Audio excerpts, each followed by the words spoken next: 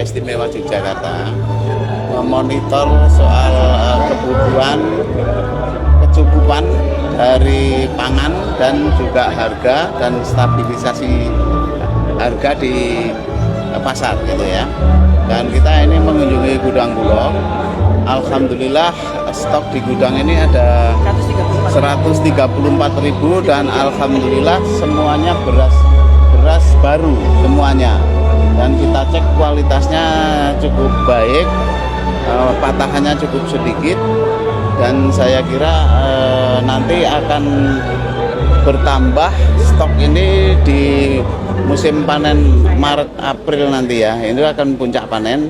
Saya kira ini akan menjadikan stok lebih besar lagi. Kalau di nasional sekarang ini ada 3,2 juta, maka nanti di puncak panen barangkali bisa sampai 4,5 juta ya.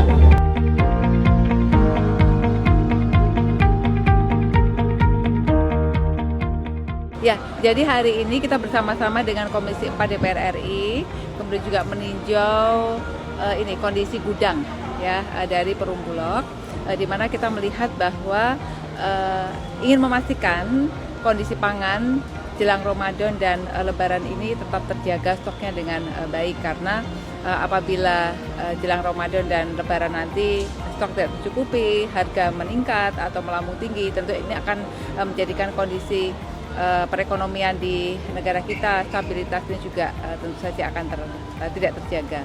Nah, untuk itu tadi kita sudah melihat ya dari bagaimana ketersediaan stoknya ini cukup aman, dan bahkan tadi rekan-rekan Komisi 4 juga melakukan cek ya, tidak hanya di sini saja tapi juga di beberapa tempat apakah berasnya standar dan sebagainya.